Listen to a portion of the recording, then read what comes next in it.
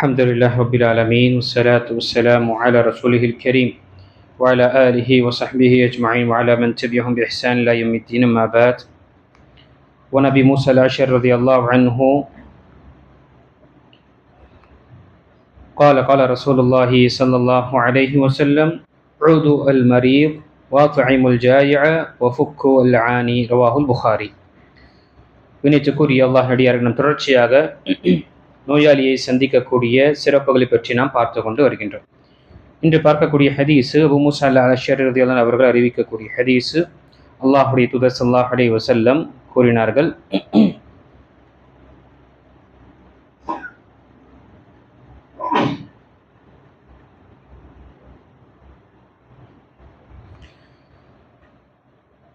நபி ஸல்லல்லாஹு அலைஹி வஸல்லம் கூறினார்கள், நோயாளியை சென்று நலம் விசாரிப்பது, அவரை சந்தித்து வருவது, பசியுள்ளவருக்கு உணவளிப்பது, அதே போல கைதிகளை விடுவிப்பது, இந்த 3 காரியங்களை செய்யுங்கள் என்று அல்லாஹ்வுடைய தூதர் ஸல்லல்லாஹு அலைஹி வஸல்லம் நமக்கு கட்டளையிட்டார்கள். இப்போ இங்கும் இந்த ஹதீஸு புகாரில் வரக்கூடிய ஹதீஸு. முதல் விஷயம், இங்கு நபி ஸல்லல்லாஹு அலைஹி வஸல்லம் நோயாளியை சந்திக்குமாறு நமக்கு கட்டளையிட்டார்கள். நாம் முன்கூட்டி அறிந்திருக்கின்றோம், நோயாளியை சந்திப்பது என்பது ஃபர்து கிஃபாயாவாக இருக்கின்றது.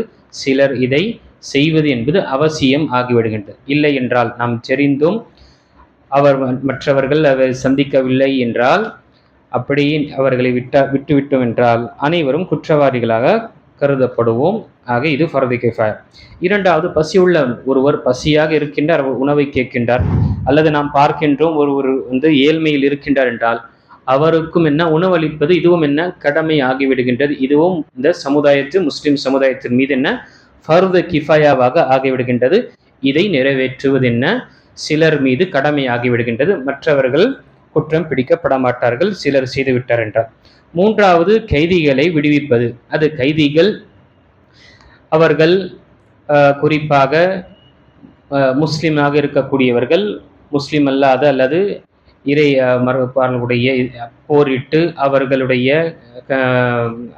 கைதாக்கப்பட்டவர்கள், அவர்களை விடுவிப்பதும், அவர்களுக்கு அந்த செலவு செய்து எப்படி விடுவிக்க வேண்டும் விடுவிப்பதும் சரி. அதே போல இப்பொழுது இருக்கக்கூடிய சமகாலத்தில் ஒரு நிரபராதியாக இருக்கக்கூடிய, அநியாயமாக ஒரு முஸ்லிமை சிறைச்சாலையில் அடைக்கப்பட்டதென்றால் அவர் மீது செலவு செய்து அவருடைய அனைத்து விஷயத்திற்கும் செலவு செய்து விடுவிக்கக்கூடிய விஷயம் என்ன இந்த வசனத்தில், இந்த ஹதீஸில் நமக்கு கட்டிடப்பட்டுள்ளது. அடுத்த ஹதீஸு ஒரு திருமிதி நபி ஸல்லல்லாஹு அலைஹி வஸல்லம் சொல்லக்கூடிய, முஸ்லிமில் வரக்கூடிய ஹதீஸில் அல்லாஹ்வுடைய தூதர் ஸல்லல்லாஹு அலைஹி வஸல்லம் கூறினார்கள்: ஒரு முஸ்லிம் தன் முஸ்லிமான சகோதரனை நலன் விசாரித்தால் அவனிடம் இருந்து அவன் பிரியும் வரை சொர்க்கத்தில் அவர் ஹுர்ஃபத்துல் ஜன்னாவில் ஆகிவிடுவார் என நபி ஸல்லல்லாஹு அலைஹி வஸல்லம் கூறினார்கள். இறை தூதர் அவர்களே, சொர்க்கத்தில் ஹுர்ஃபத்துல் ஜன்னா என்றால் என்ன என்று கேட்கப்பட்டது.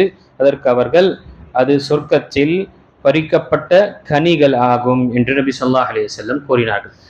ஒருவர் சென்று சந்தித்தார் என்றால் எதுவரை திரும்புகின்றாரோ, அவரை சந்தித்து விட்டு திரும்பும் வரை அவர் சொர்க்கத்துடைய அந்த கனி வகைகளை பெறக்கூடியவராக இருக்கின்றார் என்று நபி ஸல்லல்லாஹு அலைஹி வஸல்லம் கூறியிருக்கின்றார்கள். இந்த ஹதீஸும் என்ன முஸ்லிமில் வரக்கூடிய ஹதீஸாக இருக்கின்றது. நிறைய ஹதீஸுகள் நமக்கு குறிப்பாக நோயாளியை சந்திப்பதும் அவரை சென்று நலம் விசாரிக்கக்கூடிய விஷயங்களை நமக்கு ஹதீஸுகள் சொல்லப்பட்டிருக்கின்றது. எதுவரை என்றால், சில ஹதீஸு இந்த தரப்பில் வரக்கூடிய ஹதீஸில் பார்க்கும் பொழுது, ஒருவர் ஒரு முஸ்லீமை சந்திக்கின்றார், உடம்பு சரியில்லாமல் காலையில் சந்திக்கின்றார் என்றால் அவர் மாலை வரை 70,000 வானவர்கள் அவர் மீது துஆவையும் அவருக்கு அவர் மீது அருளை புரிகின்றார்கள் என்ற ஹதீஸு வருகின்றது.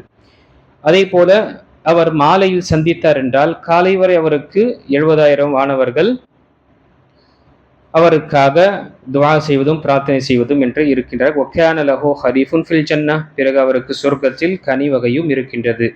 இந்த ஹதீஸு திரும்பி வரக்கூடிய ஹதீஸு. ஆனால் இதில் சில பலவீனம் இருக்கிறதுனால உலமாக்கள், ஹதீஸுகளை வல்லுநர்கள் இந்த ஹதீஸு லைஃப் என்று கூறியிருக்கின்றார்கள். ஆனால் இது மௌகூஃப் ஹதீஸ் என்று சொல்லப்படும். மௌகூஃப் என்றால் சஹாபாவிடம் சொல்லப்பட்ட ஒரு கருத்து என்று சொல்லப்படும். ஆனால் இதை தவிர மற்ற நிறைய ஹதீஸுகள் நமக்கு சஹீஹான ஹதீஸுகள் இருக்கின்றது. நோயாளியை சந்தித்து வருவர்கள் அவரை சென்று அவர் நலம் விசாரிக்கக்கூடிய விஷயத்தில் நிறைய ஹதீஸு வருகின்றது.